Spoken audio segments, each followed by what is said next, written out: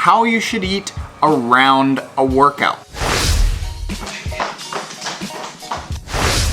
It's just your little secret and mine.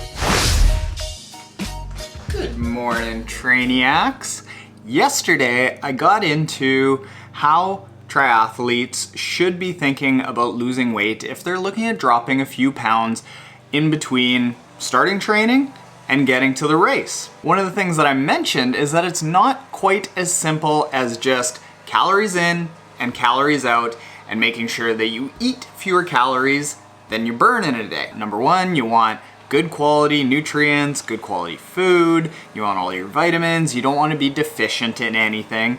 But number two, the timing of when you eat is also very important. And specifically what I'm going to talk about today is how you should eat around a workout. Let's say that you are intending to eat 2,500 calories a day. If it was just as simple as calories in and calories out, conceivably you could do all of your working out in the morning on an empty stomach, not eating anything after that workout, and waiting until lunch and loading up all of your 2,500 calories in the last half of the day. If you are going into a workout fasted and you don't give your body what it needs after that workout, number one, your workout in that morning isn't going to be nearly as intense, as purposeful, as energetic. You're not going to get nearly as much work done, hence you aren't going to get as much of a training load, hence you aren't going to become as fast, strong, or improve yourself after that workout because you haven't challenged yourself as much as you would if you had fueled right before the workout. Secondly, after the workout, because our bodies are so depleted of everything that we used up smashing ourselves in that workout, if we aren't then replenishing our stock of nutrients, protein, glycogen, carbs, fats, vitamins, minerals, antioxidants, our body is screaming for all those things after a workout. And when we don't give it those things, sure, you might be burning a ton of calories, burning a ton of fat, but it's gonna start going almost into somewhat of a starvation response because it's saying, hey, I need a bunch of stuff and you're not giving it to me. What can happen and what I've experienced is your body is eventually going to try to make up for that loss in calories and loss of everything that it requires. Your body starts sending a response later in the day to say, hey, look, you screwed me over back here, you better really fuel me up over here. And what I always found is that when I underfueled before and after a workout, I didn't have as good a workout and I overate later in the day. So now let's take those same 2,500 calories and take a really good chunk of it and put it before and after a workout. You do it before a workout, your body's gonna have what it needs. It's gonna have energy, it's gonna have glycogen to go and push yourself really good in that workout. You give yourself a good amount of calories and everything that your body needs after a workout. It's gonna have everything that it needs to repair itself, get faster, top up all the levels, and then it's not going to be as hard later in the day to reduce your amount of calories, and you're not gonna have that ravenous hunger that you can't control before bed. Now, there are a couple of times that it's not a terrible idea to have lighter meals or even no meals before a workout.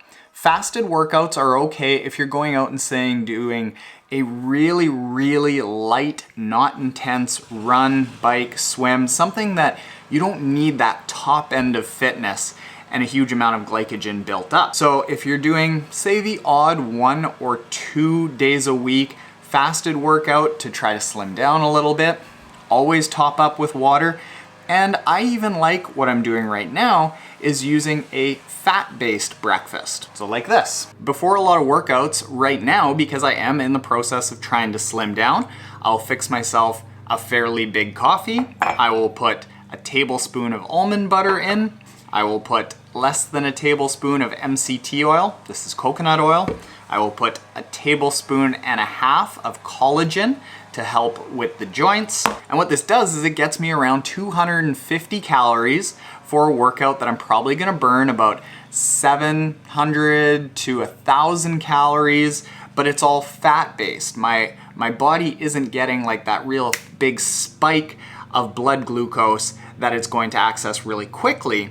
This is really slow burning stuff. So your body is going to want to access fat, and it might have to dip into your fat stores, and it's not going to go to that really quick release, that sugary, that glucose that's sitting in your bloodstream and your liver. This will help you get through a fairly intense workout while not giving yourself that sugar spike. What I'll do after is I'll have a fairly big breakfast of oatmeal, of glucose, of a little bit of fat, macadamia nuts, all kinds of things, everything that my body is craving.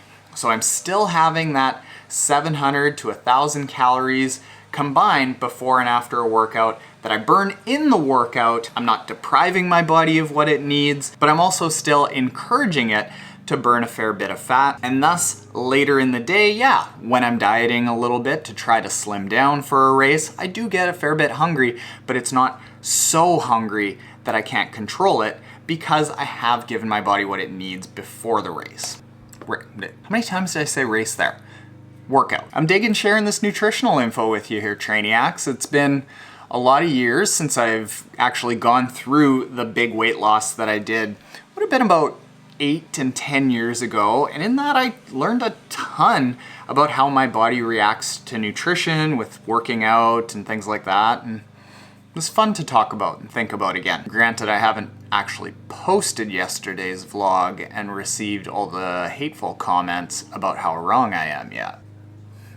Workout this morning, brick workout with Chris.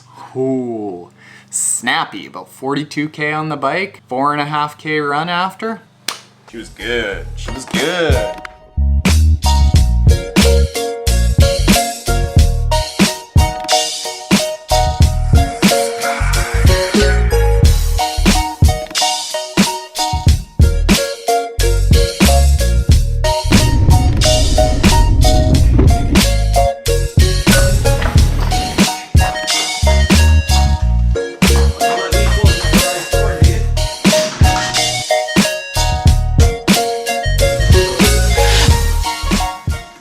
This is still going. Oh, nice. What was that, like 240 per kilometer pace? Oh, yeah. Yeah, something like that. On the in the car, again? Yeah, it was intense. Now, today, as in when you see this, it's No Triathlon Kim's birthday. Go hit her up on Instagram at Kim Babbage Gazelle and wish her a happy birthday. She doesn't know that I'm doing this. While you're watching this, we're gonna be at a spa having mimosas. Right, Gracie? It's just your little secret and mine. And 16,000 Trainiacs. Shh. Right, Trainiacs? See ya.